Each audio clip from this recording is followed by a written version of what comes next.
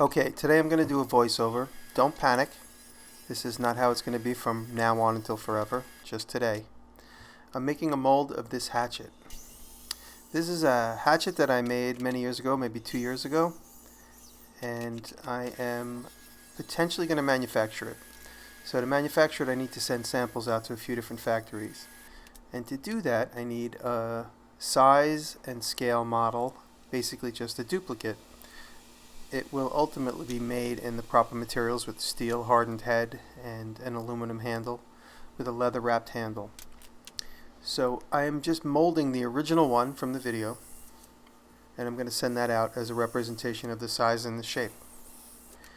And since it's steel and it's hard to fasten it to the inside of this silicone mold cavity that I'm making, I'm going to suspend it left and right with a set of screws, 3 on one side and 3 on the other. It'll suspend the object in between. And the fill spot is going to basically be that hammerhead on the back side of the axe head. So you see it where the magic marker touches the cardboard there, or rather the plywood. And in this case I'm using pre-coated plywood, and nothing really will stick to it. There you see the 3 sets of screws from one side of the hatchet are going to center it. And then when I glue on the other side, I'll grab it from the other side with the tips of the screws on that side. And there you see what I'm doing. And so now I need to wax the leather because it's susceptible to have the silicone stick in all the small grooves. So the wax will fill in small crevices and also act like a release agent. The silicone will only grab wherever it feels like open fibers, like on the edge of the leather and where the threads are. There you see I just hot glued the hammerhead to that piece of plywood at the bottom of the mold, and that's going to be the fill spot. And now I secured on the other side, and I'm using 3 screws again to suspend the object in the middle, and here you can see me closing in on it slowly. And right there you see I have 3 on one side, 3 on the other. And now the hatchet's secured, suspended inside. Now I used an off-brand silicone, which ended up becoming a little bit of a problem, but I was able to work around it.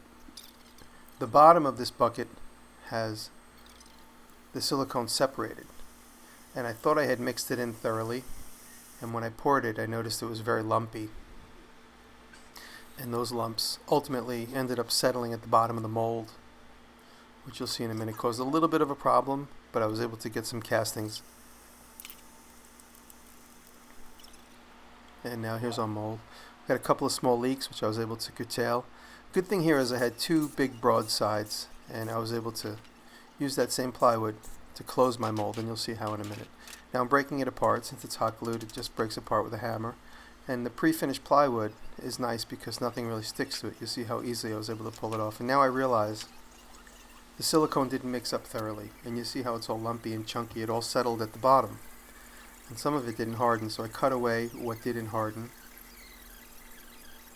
and I'm able to cut into the mold, and about 99% of it against the figure was good, the figure being the axe that I'm making the mold of. And I'm able to pull it out, and I just trim that wood to the shape of the mold, and by having 2 flat broad sides I'm able to clamp it again and keep the cut shut.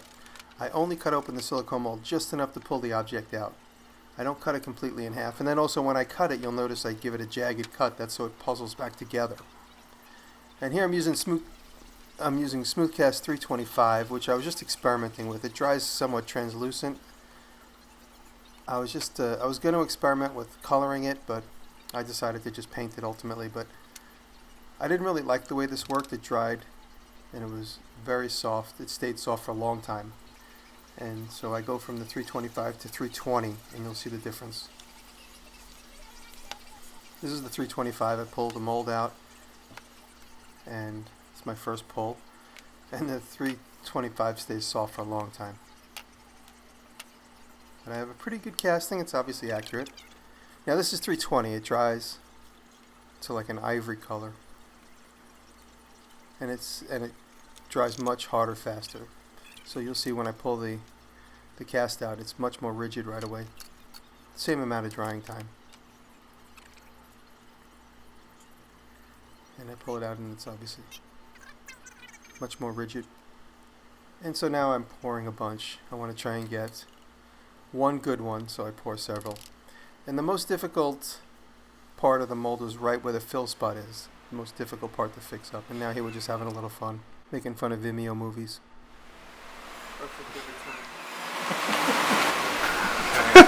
When I was a boy on the farm, never thought I'd make rubber hatchets. More sawdust, please. We need a lens flare. Dave Welder and Jocko were in the shop, keeping me company.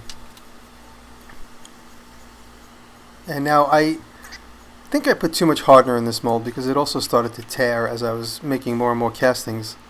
The mold started to tear. I was able to keep going, and I still have the mold. I could make a couple of more, but I'm not going to get 10 good castings out of this mold. They're just going to become more and more difficult to fix up. Those little bits and pieces of the mold started to tear out.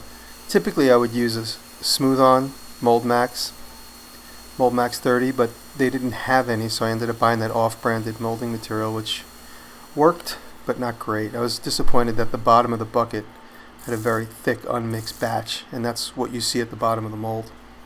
So now the original is silver or aluminum, polished aluminum. So here I just get the closest representation. It looks much better on camera than it does in real life. That has something to do with the way the silver picks up on camera. So the real axe is right in the middle, and the rest are obviously the models. And I painted a little bit of gray on the head to just differentiate the silver. And there you have it. I have 5 castings to send to factories. Thanks for watching.